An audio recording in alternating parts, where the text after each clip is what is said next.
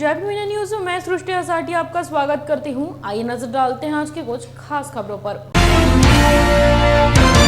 महामानव भारत रत्न डॉक्टर बाबा साहेब आम्बेडकर इनके 131वीं जयंती के अवसर पर नांदेड़ में विविध सामाजिक, राजनैतिक, सांस्कृतिक एवं धार्मिक संगठन की ओर से डॉक्टर बाबा साहेब आम्बेडकर इनको अभिवादन करने जयंती उत्सव की जोरदार तैयारियां चल रही है। साथ ही नांदेड़ उत्तर शहर के सभी वार्ड के बौद्ध विहारों में रोशनाई की है। मुख्य मार्ग पर विविध झांकियां बनाई जा रही है और बौद्ध साहित्य के विविध स्टॉल भी लग चुके हैं। कोरोना लॉकडाउन के कारण 2 साल आम्बेडकरी अनुयायियों ने घर में ही बाबा साहब को अभिवादन किया था। ये नांदेड़ जिले की ओर से जो मनाई जा रही है और मैं नांदेड़ में मध्यवर्ती नांदेड़ से ये संदेश देना चाह रहा हूँ। 20 जनवरी से यहाँ अपना स्टॉल लगे वाला है और यहाँ से एक ही संदेश जा रहा है कि आने वाली कल की जो जयंती है धूमधाम से मनाओ। बाबा साहब का पंचरंगी ध्वज जो धम्म दिया है बाबा साहब ने, बोधिसत्व बाबा साहब अम्बेडकर ने, उसका पंचरंगी ध्वज घर पे लहराओ।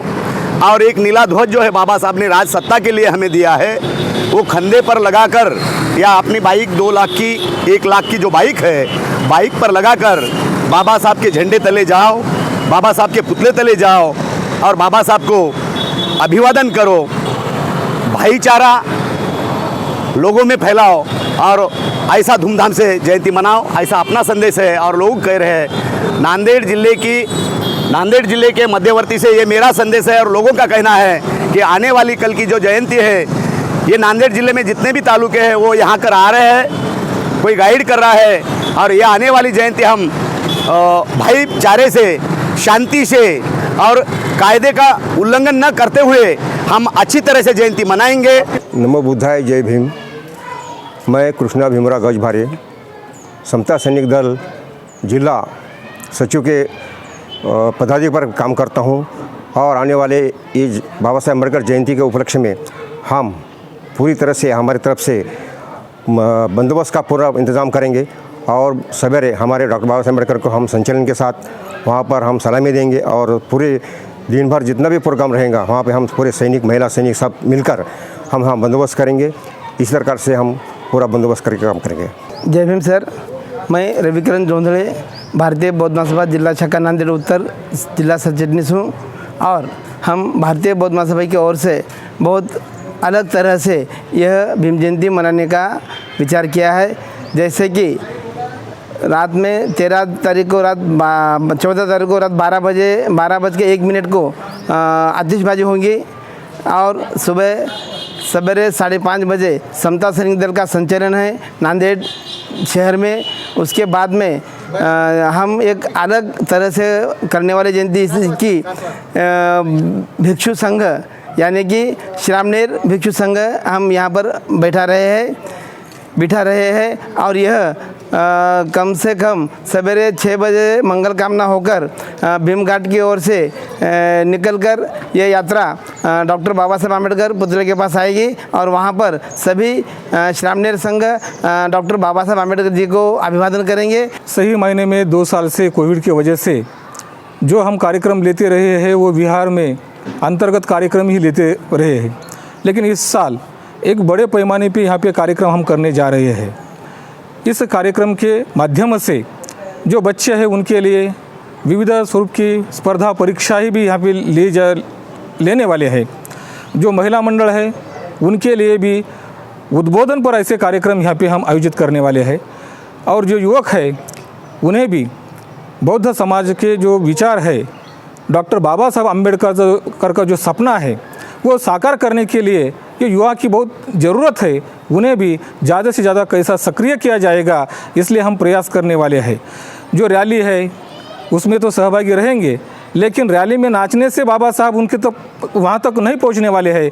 उन्हें अपने बौद्धिक विकास से ही बाबा साहब के विचार जो है वो पहुंचाने का प्रयास जो है हम करने वाले हैं। इस माध्यम से यहाँ के पूज्य भंते शीलरत्न जी, हमारे राजेश जी बिराड़े दादा, ये हम सब जो कार्य करते हैं यहाँ से मिलकर, और भारतीय बौद्ध महासभा वार्ड शाखा सहयोग नगर की माध्यम से हम यहाँ से बहुत ही अच्छे तरह से सांस्कृतिक कार्यक्रम का भी यहाँ पे हम आयोजन करने वाले हैं। तो ऐसे तरह से विहार को सजाने वाले हैं, रोशनाई करने वाले हैं। ऐसे विविध कार्यक्रम से हम माता रमाई अंबेडकर बुद्ध विहार में अब अच्छी तरह से कार्यक्रम का आयोजन करने वाले हैं। जय भीम। क्रीडा विभागातर्फे वेगवेगळे स्पर्धा या ठिकाणी आयोजित केलेल्या, बालकासाठी वेगळी स्पर्धा आणि मुलींसाठी वेगळी स्पर्धा आणि महिलांसाठी वेगळी स्पर्धा. आणि यावर्षी जयंती मंडळातर्फे विविध उपक्रम राबवून जयंती मोठ्या प्रमाणामध्ये हर्षोल्लसित आणि उत्साहपूर्ण वातावरणामध्ये कशी साजरी करता येईल याचं योग्य नियोजन आणि करून महिलांना मोठ्या प्रमाणात पुरुष मंडळी सहकार्य करण्याचं ठरवलेलं आहे.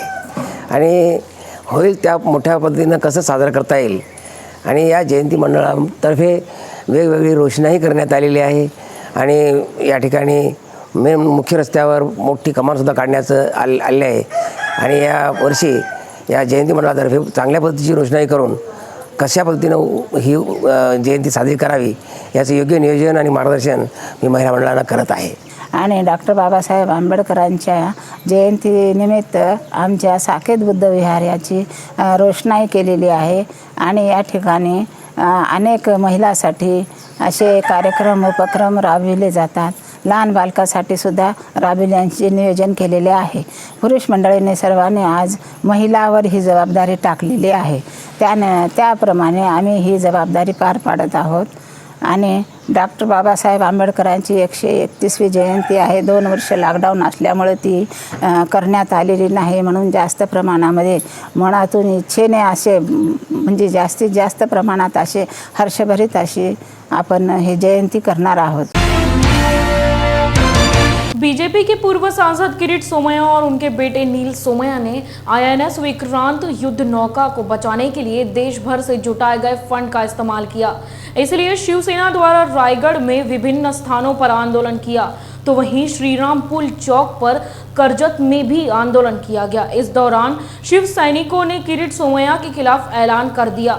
करजत विधायक महेंद्र थोरवे ने चेतावनी दी है कि देशद्रोही किरीट सोमैया की गिरफ्तारी तक आंदोलन जारी रहेगा. अगर बीजेपी कार्यकर्ता किरीट सोमैया की मदद कर रहे हैं तो वे उन कार्यकर्ताओं को भी जिले में घूमने नहीं देंगे. किरीट सोमैयाचं करायचं काय? खाली डोकं वर पाय. किरीट सोमैयाच्या बैलाला अटक करा, अटक करा. अटक करा, अटक करा. सोमैयाच्या बैलाला, सोमैयाच्या बैलाला.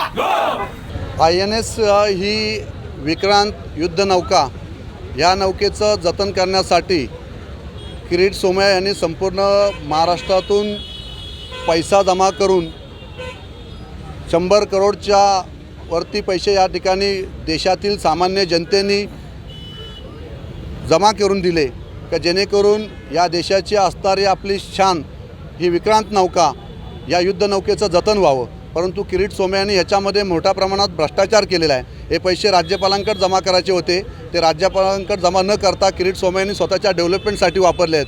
ही तशा पाहिलं तर ही देशाबद्दल केलेली गद्दारी आहे. म्हणून किरीट सोमैया यांच्यावरती देशद्रोहाचा गुन्हा दाखल व्हावा यासाठी संपूर्ण महाराष्ट्रभर शिवसेनेच्या वतीने आज आंदोलन सुरू केलेले आहेत. आणि कोणत्याही परिस्थितीमध्ये त्यांच्यावर देशद्रोहाचा गुन्हा दाखल व्हावा अशी शिवसैनिकांची आक्रमक भूमिका आहे. सगळ्यांना कल्पना आहे की महाराष्ट्राचे मुख्यमंत्री सन्माननीय उद्धवसाहेब ठाकरे अतिशय संयमी आणि शांत नेतृत्व आहे. आणि जोपर्यंत साहेबांचा आदेश येत नाही तोपर्यंत शिवसैनिक शांत आहे. परंतु ज्या दिवशी साहेब आम्हाला आदेश देतील त्या दिवशी भारतीय जनता पार्टीचा एकही कार्यकर्ता रस्त्यावर फिरू शकणार नाही, अशा पद्धतीने शिवसैनिक आक्रमक होऊन उतरतील.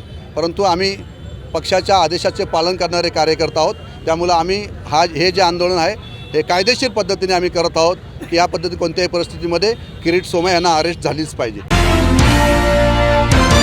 अमरावती जिले सहित शहर में तापमान में जबरदस्त बढ़ोतरी हो रही है.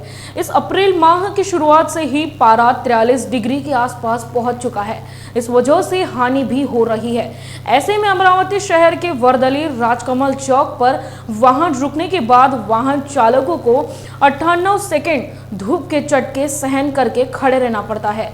इसी बात को मद्देनजर रखते हुए भाजपा के पूर्व पार्षद अजय सारस्कर ने दोनों तरफ से ग्रीन नेट बांधकर वाहन मालिकों के लिए छाया की सुविधा की है।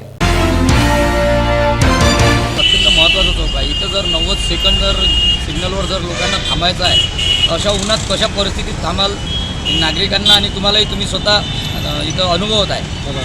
आणि विषय असा झाला आहे का मी असंच चौकात, आता माझं इथला नगरसेवक असतानाही आणि पूर्वीपासून ह्याच चौकात माझं बसणं उठणं असल्यामुळं मी असंच मागील उन्हाळ्यात बघत गेलो तर लोकांची जे त्रास होत होता म्हणजे सिग्नलवर उठताना, तर कल्पना आली आणि लहान लहान मुलं असतं कुणाजवळ गाडीवर काही आजारीपणात जातात आणि ते इथे थांबल्यावर त्यांची जे त्रास बघितला तर मला एक कल्पना आली का आपण जर असं एक हिरो नेट सावलीसाठी बांधली तर पहिल्या वर्षी बांधली तर त्याला खूप त्रास झाला। पहिल्या वर्षी ते तुटून पडायची, काहून की वादळ वारं यायचं। मग त्याच्यातून शिकत गेलो आम्ही, हर वर्षी काही ना काही थोडंसं त्यात इम्प्लिमेंट केलं, मजबूत बांधणे।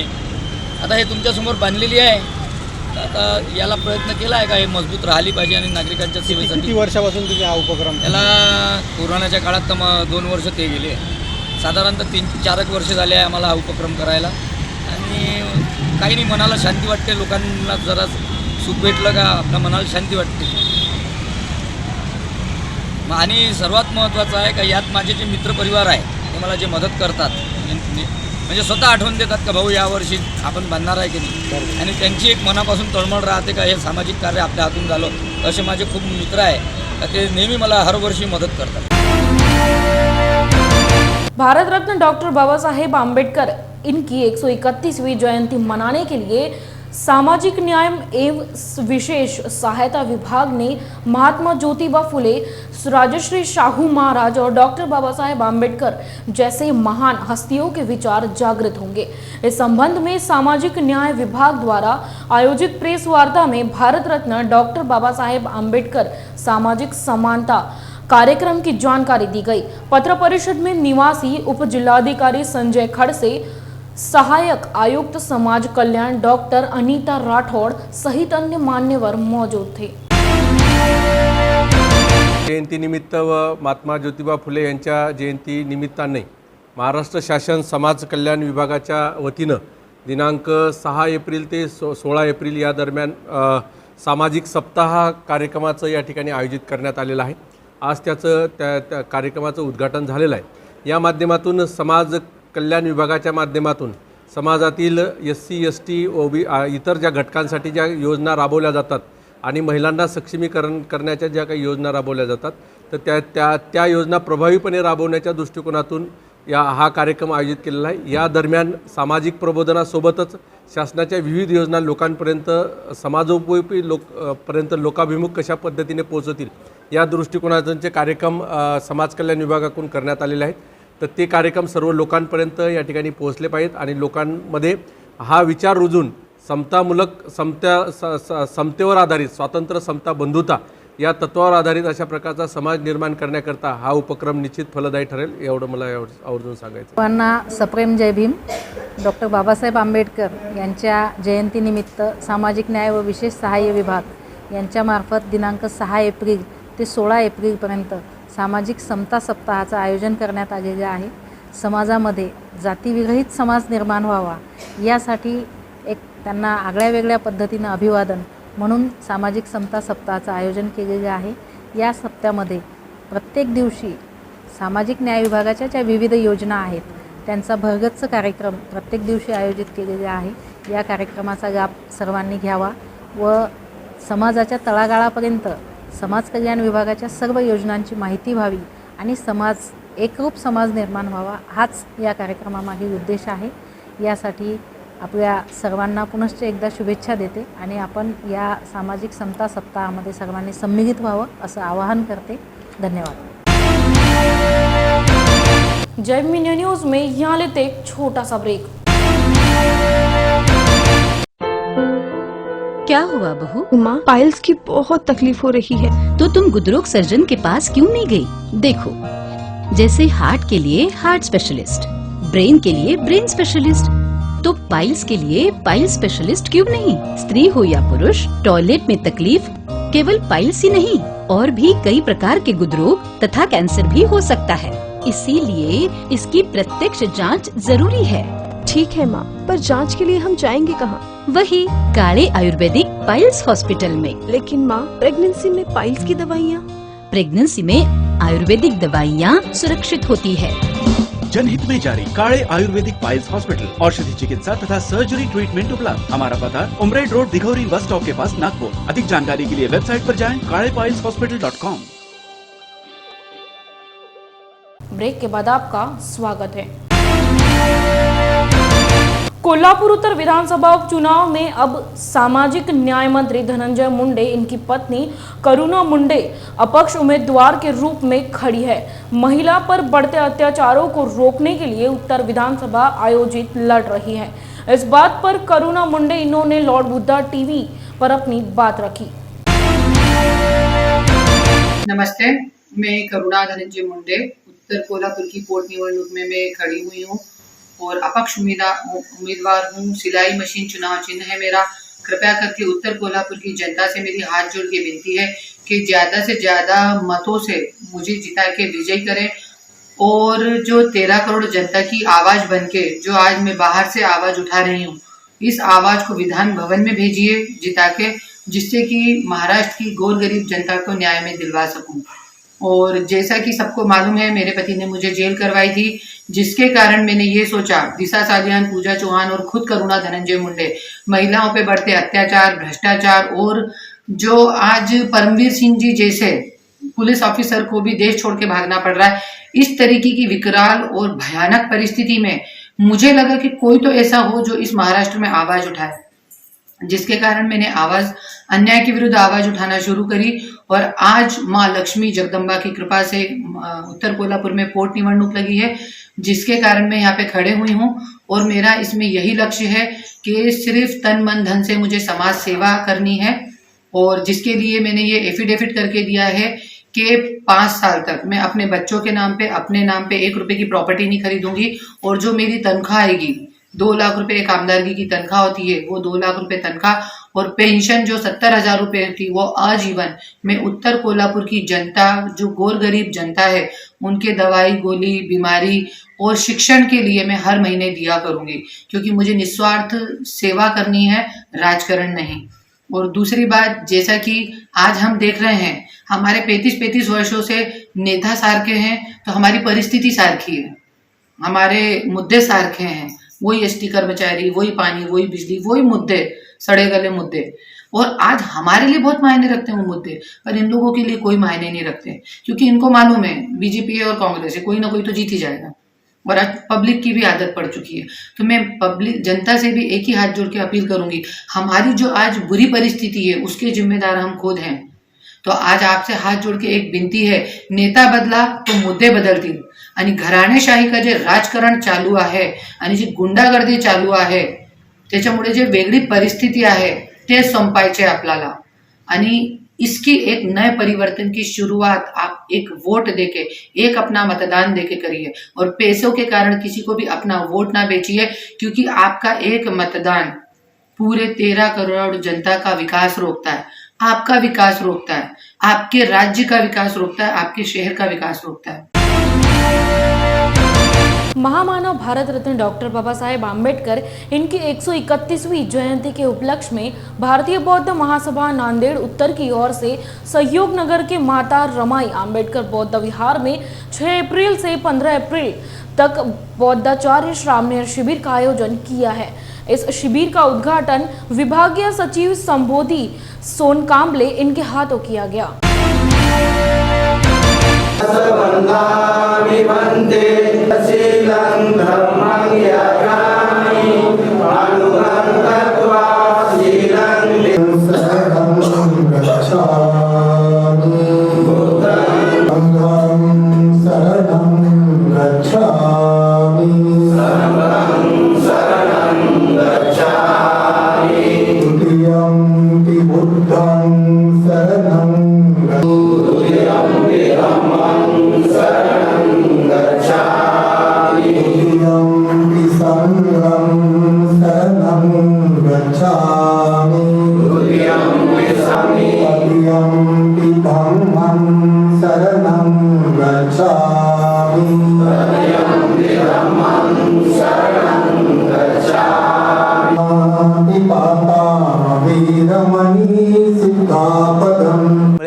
वरिष्ठ केंद्रीय शिक्षक मुंबई, ये जो बौद्धाचार्य श्रामणेर शिविर का आयोजन यहाँ किया गया है 6 अप्रैल से 15 अप्रैल तक, ये जो मासूम है, ये कालखंड है।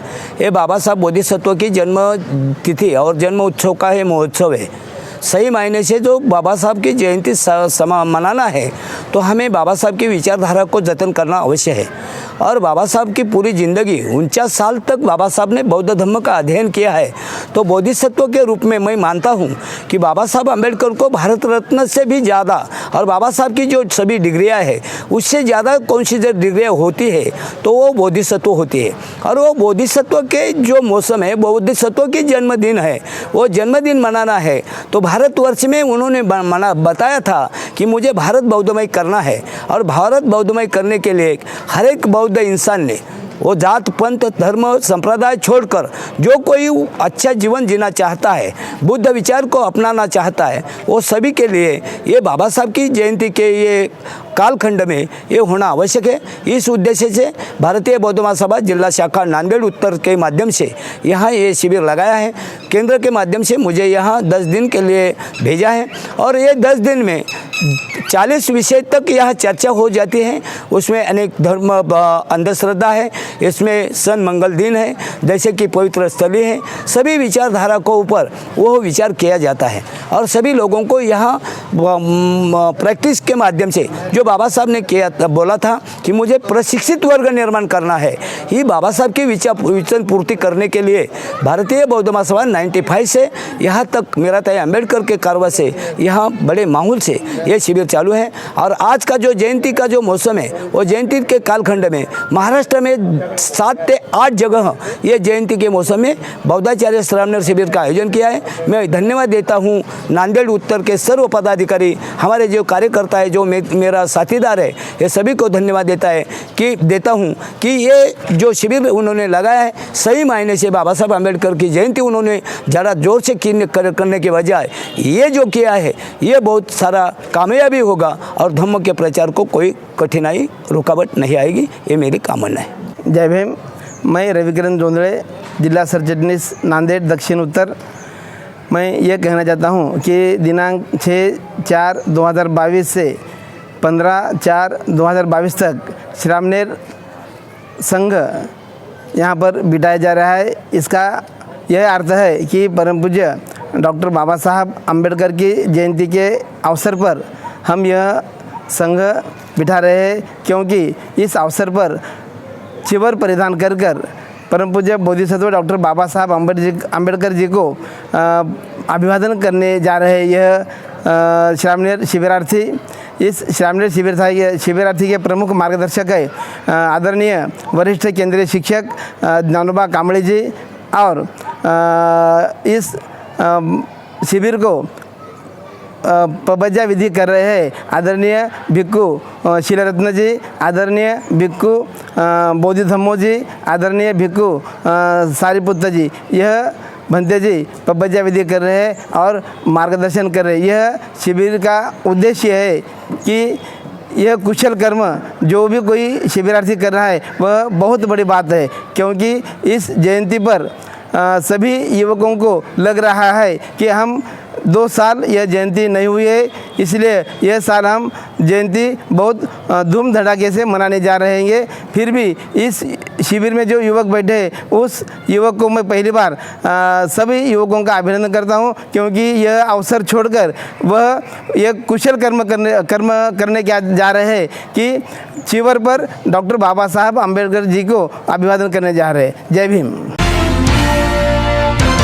प्लास्टिक ऑफ पेरिस मुंबई के बनाने और बिक्री करने में अटी की पाबंदी लगे आदेश सरकार ने जारी 30 मार्च को निकाला।